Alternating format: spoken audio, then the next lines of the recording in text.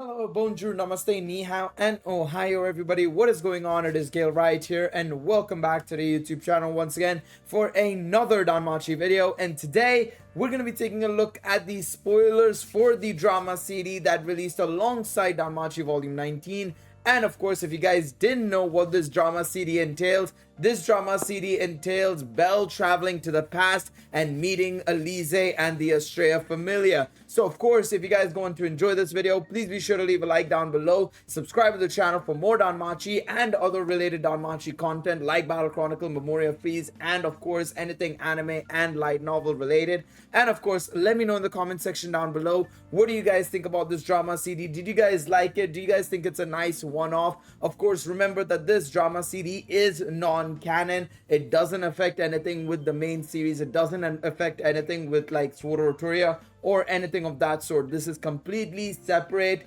and this is effectively just something that Amori did for fun. So of course, let me know your thoughts in the comment section down below. Of course, thanks to Da Duong Chuan from the Discord, of course, for translating and summarizing everything that happened in the drama CD. Of course, it looks like the drama CD is called Jester. I'm very excited to read this. I'm very curious to actually try and understand exactly how this is going to affect this timeline effectively. First and foremost, what does Belle change in this timeline? How does he affect this timeline? And on top of that, his interactions with every cast member that was in the Great Feud, you know, characters like Alise, Artie, and so on and so forth. I don't expect him to interact with Althea and Zord. I feel like this will take place just before the events with Zord and Althea takes place. So of course, I think there's gonna be that unfortunate missing piece of the puzzle, of course, right? That I would have liked to see, of course, you know, Belle interacting with Zord or Althea.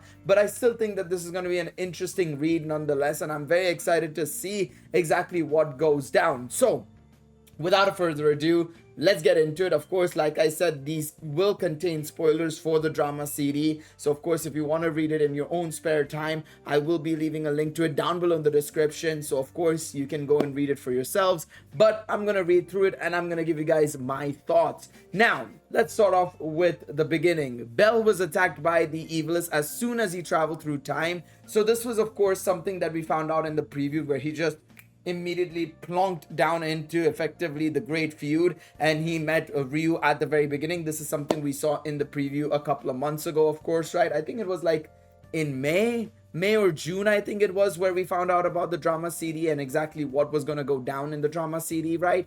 So of course we knew that he was placed into the Great Feud. He was saved by Ryu immediately, and then of course he was taken to the Astraea Familia, right? Hearing that it was 7 years ago and was saved by Ryu and Astraea Familia, in which Ryu is confused as to how Belle can know her name, Chaos, the narrator, told Astraea everything. So I assume Chaos is this external factor that just basically leads everything to chaos and causes this situation where Belle transports himself to the past effectively, right? So Chaos is the reason why this is happening effectively. So she invited Belle to stay at the Astraea Familia home, although she was mistaken by the Astraea Familia in the process. They thought he was being arrested as an attacker, but Belle finally settled in safely. Astraea told Belle that he should take a different name, and Belle took on the name Argo. And this is something we actually saw in the previous preview, actually, in the second preview that we saw, that he said his name was Argo, and then everybody was like, you're lying, you're lying, you're lying. And that was quite funny, to be quite honest. I remember that part of the preview. It was like, it was so funny when I heard that. It was great. It was honestly great. That night, Alise came to Belle's room and asked Belle, what is justice? Belle says that justice is when you get helped by someone. Saying thank you would make them smile. Belle likes this, but Belle later says that this is not an answer. After hearing this, Alise laughed and praised that this was really important. That's interesting. So I feel like there's a little bit of a translation thing here. I think that could be a little bit better, but I get what he means basically, right?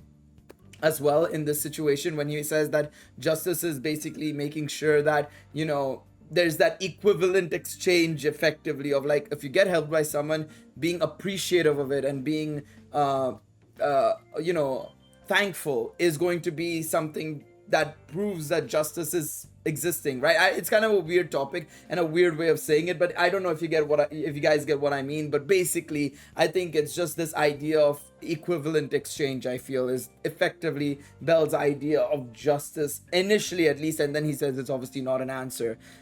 She also asked Belle if she also asked if Belle would like to join the Astraea Familia, and that she would vouch for him if the others refused. The next morning, Belle did not sleep early and helped everyone make breakfast. Originally, it was all done by Lyra, so she first gave Belle a candy as a thank you gift and then checked whether there was any poison in the breakfast.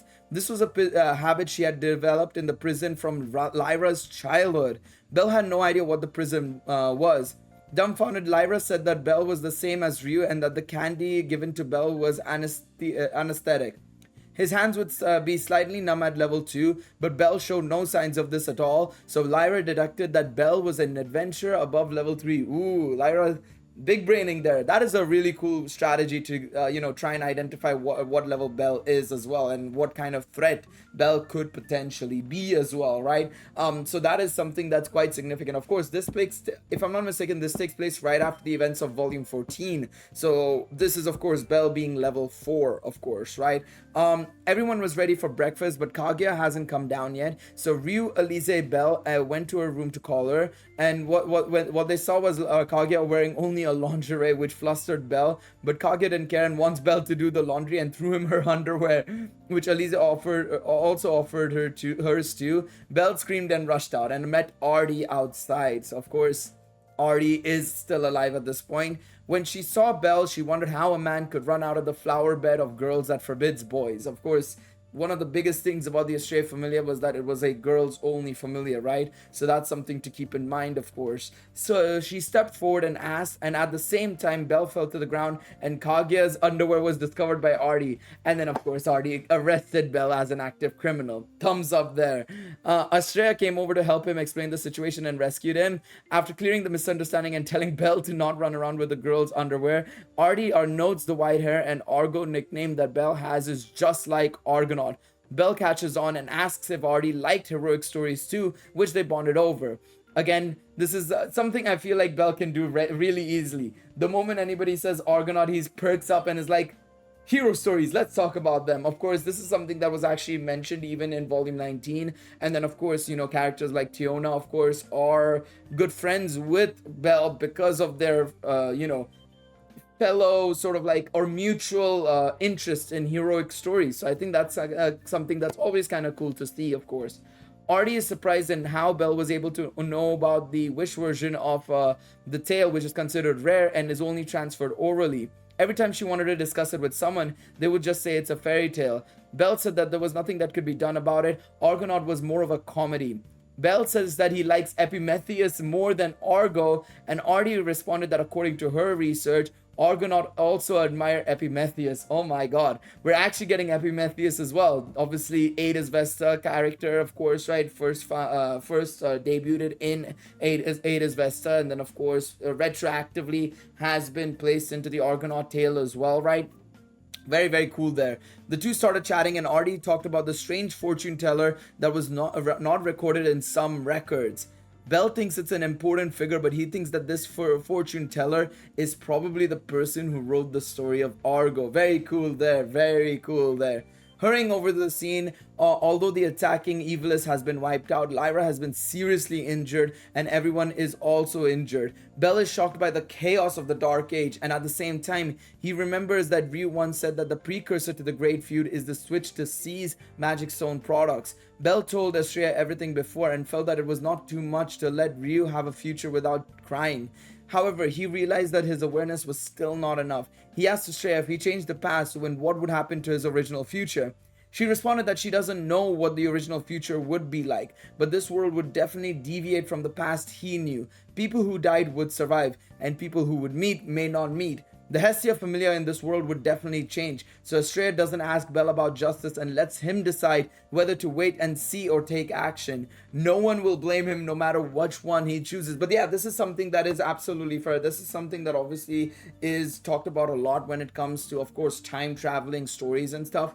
Do you change the past and affect the future, or do you let things run the way it is?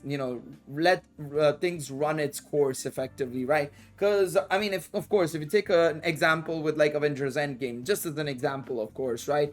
You obviously have that, at the end you see Captain America basically traveling around trying to deposit all the Infinity Stones, and then he deposits everything, but then he just goes back and spends his entire life with Peggy effectively, not changing a single thing, so therefore allowing the continuity to stay the same in that situation. And it's going to be the same here, I assume. If Bell changes something, everything will change, of course, right? Now the question is, if his changing things will create a paradox effectively, or a deviated timeline, and will he go back to, when he goes back to his original timeline, everything stays the same there, or does everything change in this alternate, everything he changes in this alternate timeline will lead to, when he goes back into the past, when he goes back into the present, I should say, everything will change around him then as well. So we'll have to wait and see in that regards, of course, right?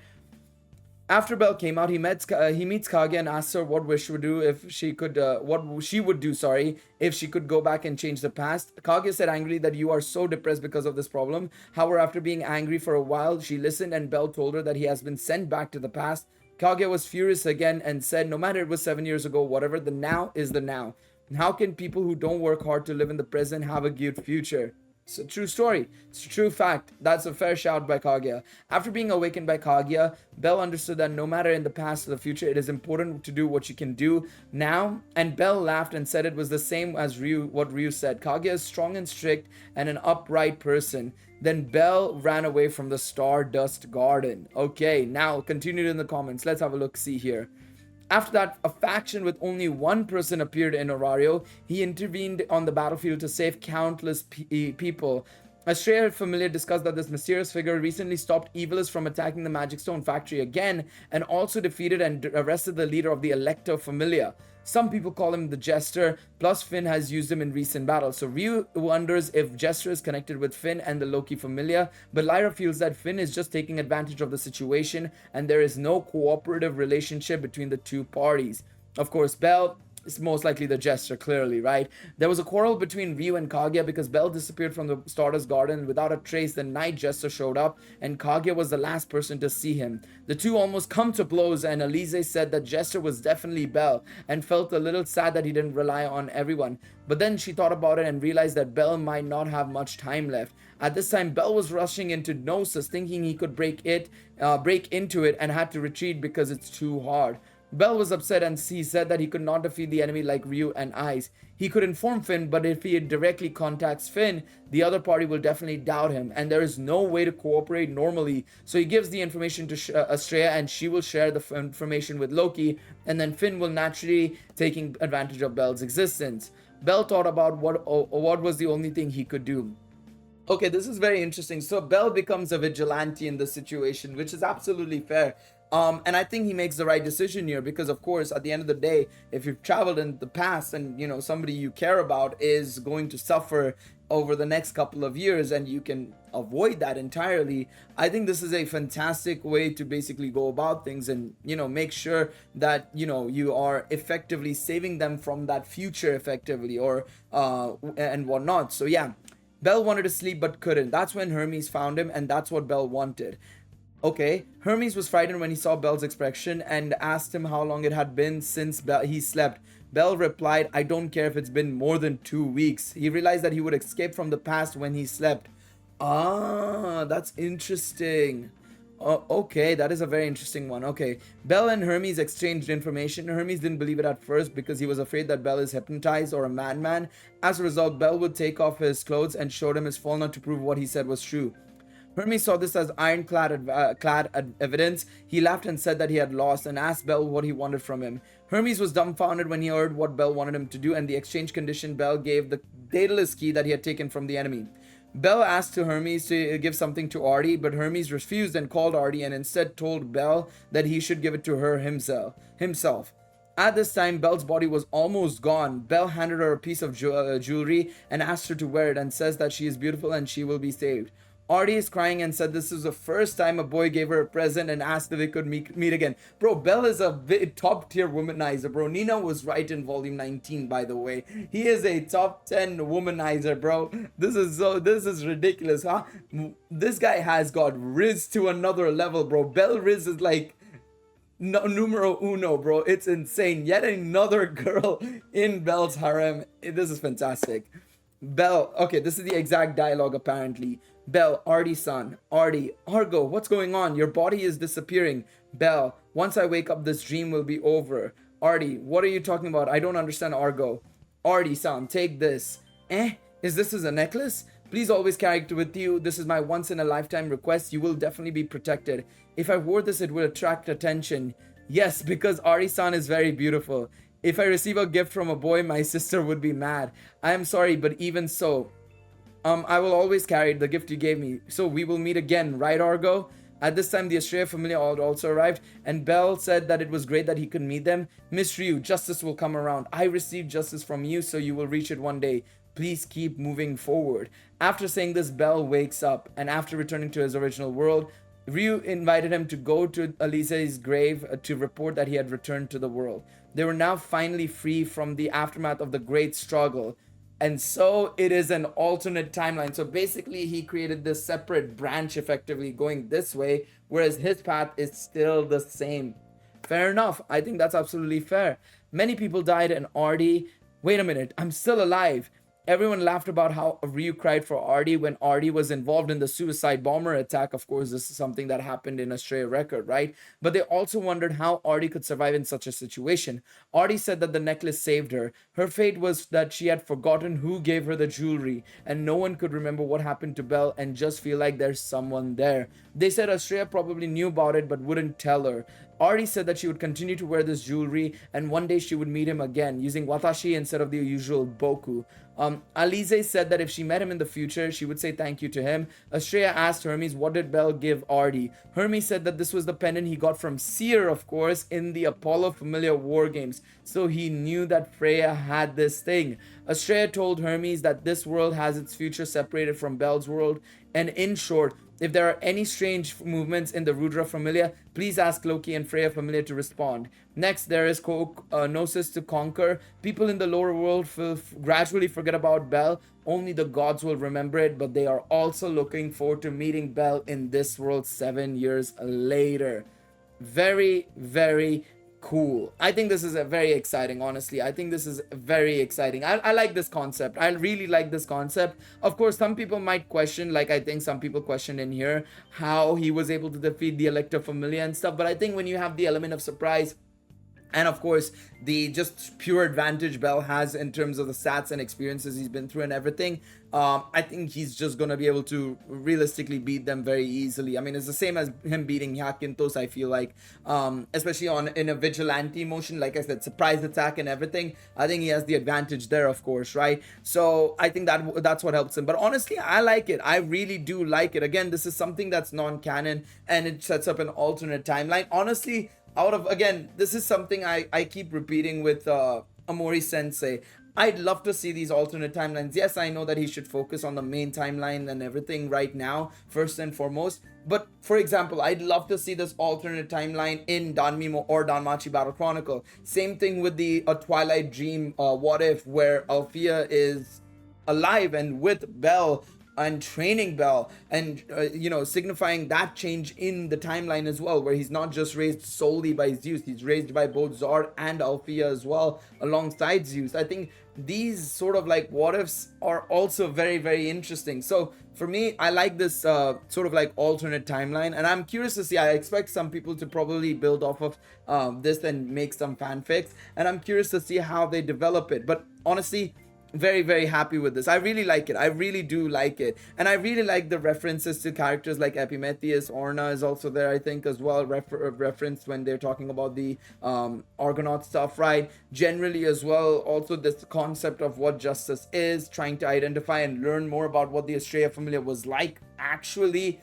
in front of his own two eyes. Of course, he's been told everything about the Astraea Familia from Ryu, right? But learning about them, seeing them, actually alive and well, before a year or two before their doom, right, against the Juggernaut. It's cool to see all of this. I'm very, very happy with this sort of drama CD. It's not too crazy. Again, it doesn't go over like the stuff with, oh, him interacting with Althea, Zord, and all of that, or anything of that sort, but it focuses entirely on Orario and the characters in Orario that effectively shaped the Orario of today. So for me, I am happy with this. I'm very, very happy with this. Let me know what you guys think in the comment section down below. Of course, if you guys enjoyed this video, remember to leave a like down below, subscribe to the channel, and I'll see you guys in the next one. Until then, take it easy, everybody. Bye-bye.